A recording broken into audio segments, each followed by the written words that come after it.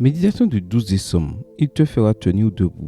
Dépose sur le Seigneur ce qui pèse sur toi, il te fera tenir debout. Psaume 55, verset 23, version Parole de vie. Dans un article publié en 2021, le docteur Stephen Porges, professeur de psychiatrie à l'Université de Caroline du Nord, affirme que le corps et le cerveau communiquent entre eux car ils se régulent mutuellement. Cette information est en parfaite harmonie avec ce qu'Ellen White a déclaré en 1905. Les influences exercées par l'esprit sur le corps et par le corps sur l'esprit doivent être soulignées. Extrait du livre Éducation, chapitre 21, page 173. Les recherches du docteur Porges montrent que l'anxiété est un état d'esprit, mais aussi un état dans lequel se trouve notre corps, notre système nerveux. Ainsi, lorsque l'esprit et le corps se combinent, ils trouvent des moyens de justifier, de perpétuer et de donner un sens à cette anxiété qui détruit l'âme. Selon le docteur Porges, grâce à l'utilisation de structures cérébrales supérieures, mémoire, association, apprentissage préalable, apprentissage contextuel, nous fabriquons des récits d'inquiétude qui attribuent la force motrice à un facteur externe qui nous maintient littéralement dans cet état.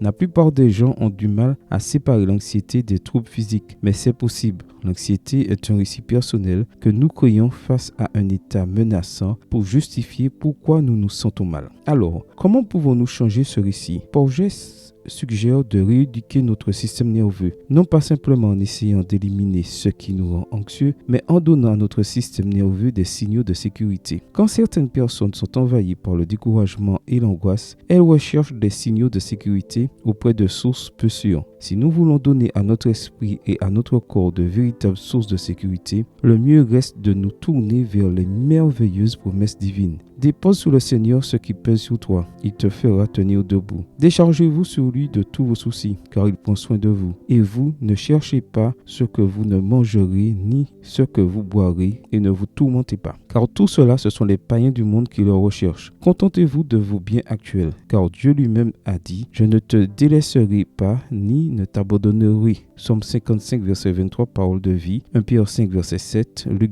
12, verset 29 et 30, Hébreux 13, verset 5. Dieu nous fera tenir debout, il prendra soin de nous, il sait ce dont nous avons besoin et il ne nous abandonnera pas. Ce sont des promesses qui nous donnent de nombreux signes de sécurité. Amen. Bonne journée à vous et que le Seigneur vous bénisse.